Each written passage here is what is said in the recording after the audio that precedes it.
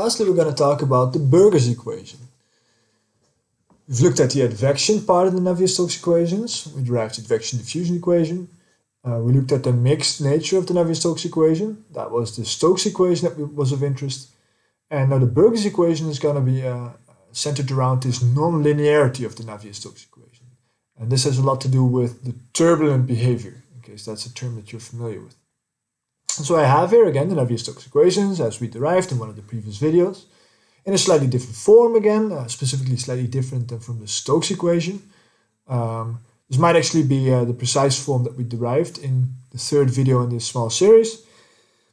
So compared to the Stokes one, I decided to divide by the density and using the kinematic viscosity over here. So the Burger's equation are going to be a simplification now, and specifically a simplification to the one-dimensional case. This actually has quite a lot of impact on the equations. So the way that I'll write this down is it's going to be a one-dimensional pressureless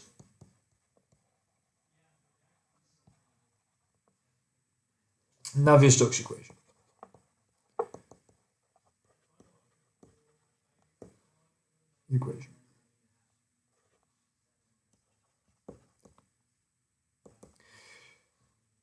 So what does the one-dimensional part have to do with the pressureless part? Well, this is actually very tightly connected.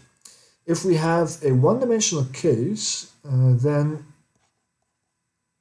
the divergence of u being equal to 0 is going to be equal to d dx of u is going to be equal to 0, which means that we have a constant u.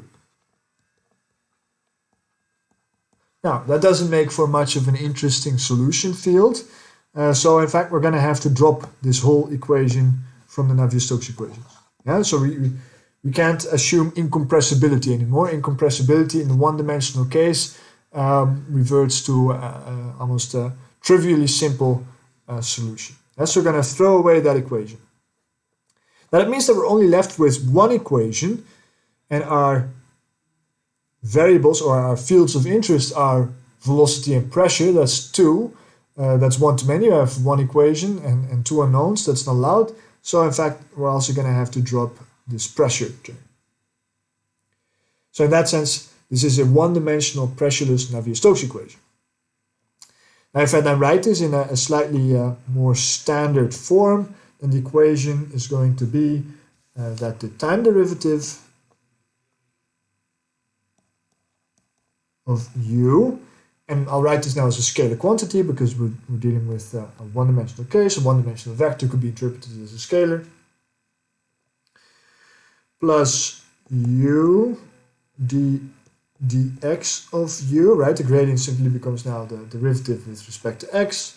And I'll move the diffusive part to the left, so I get minus, and the divergence is again just d dx. I'll assume a constant kinematic viscosity, and I get here, I think officially I would have to get a 2 as a factor in front of this, now that I think about it. I don't think that's something that we typically write, though. Yeah. So I think if you would want to write this down officially, you would first have to rewrite this, as we did for the Stokes equation, into mu times gradient square of u. And recall, during the Stokes equation video, I emphasized that this step, you would actually need to introduce the incompressibility result. Yeah, so this comes in to this derivation, and that's the one that I'll use right now. So we have the second derivative of u, okay, with f on the right hand side, and this is precisely the Burger's equation.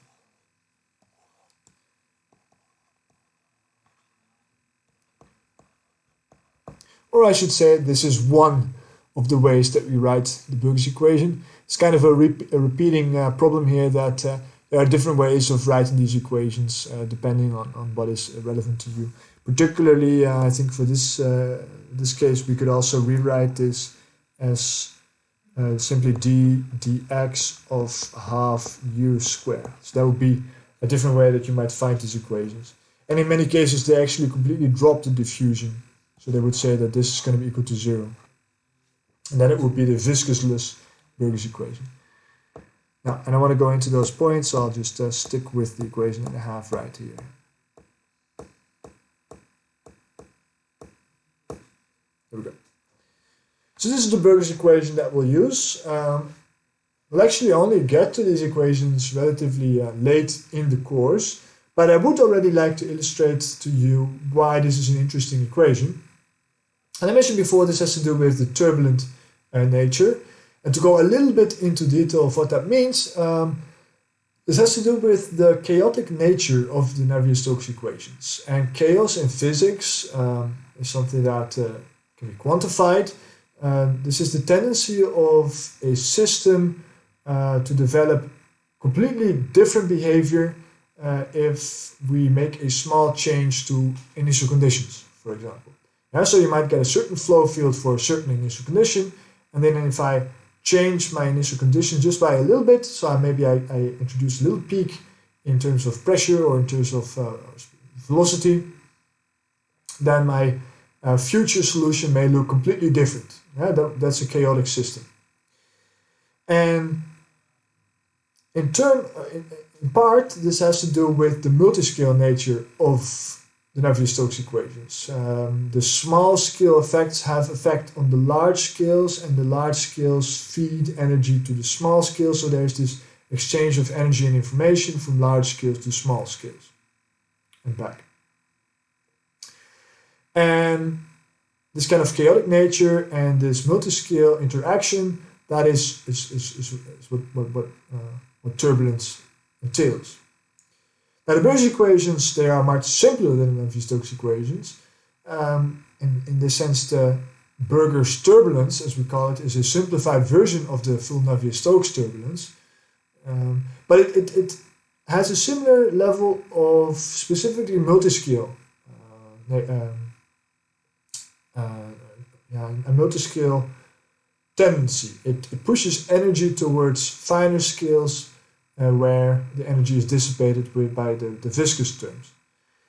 And the important thing here is that just like for the Navier-Stokes equations, in order to use a finite element method or really any kind of discretization for the Burgers equations, we're going to have to make use of a turbulence model. And this is a model that would take into account, or try to take into account, this effect of the scale interaction.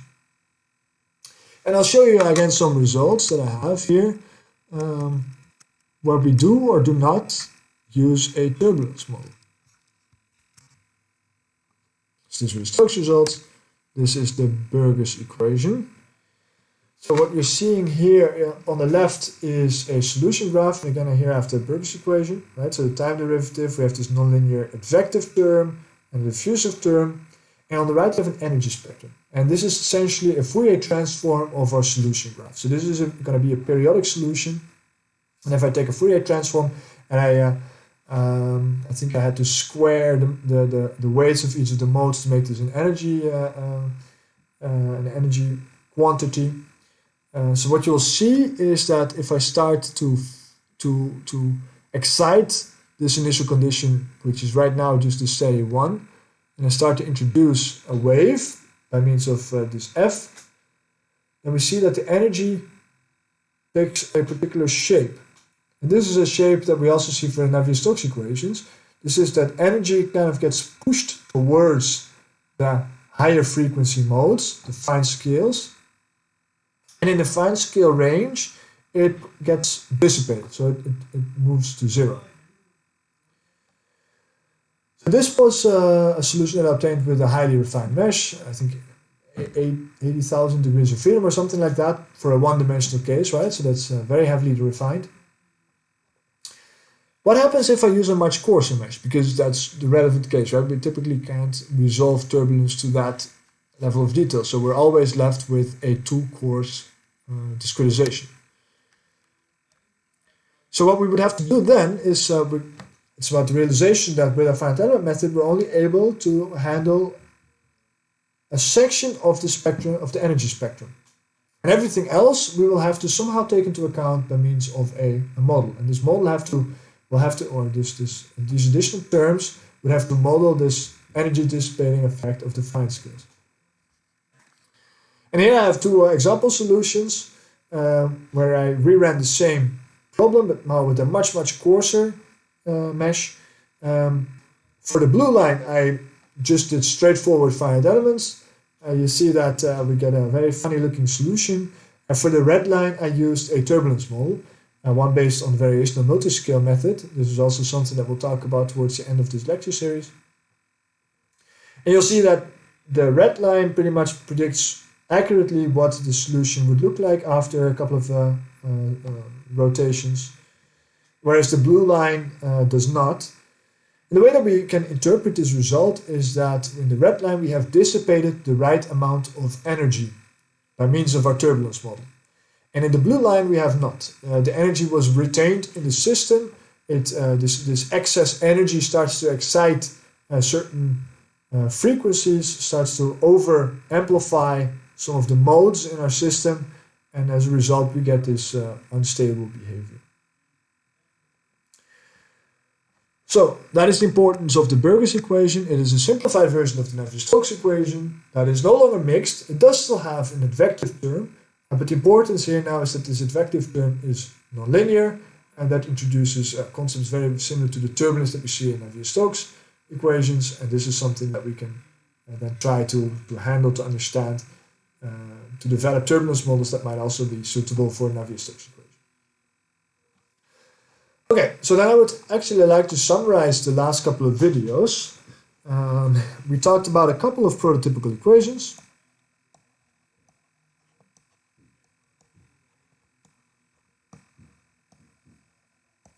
And each of these equations handle a particular challenge that we see in the Navier-Stokes equations. We saw the advection diffusion equations.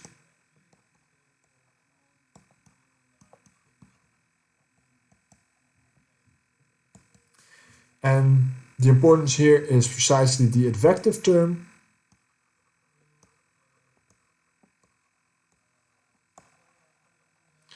Because when a partial differential equation has an advective term, then we get this kind of oscillatory behavior, it's advective instability. And we saw the Stokes equation,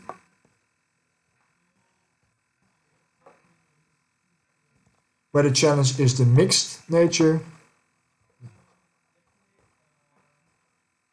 We have to introduce a different discretization for the velocity and the pressure, and if we do not do this properly, then we would get solution fields that look just terrible. And just now we saw the Burgers equation, but it's about the nonlinear advection. And that has to do with turbulence. And if we don't take into account a turbulence model that accurately represents this energy dissipation at the fine scales, and then we also get unstable result. And the Navier-Stokes equations exhibit all these difficulties. And so in order to treat the Navier-Stokes equations, we're going to have to look into the problems that we observe in these prototypical equations. Thank you for your attention.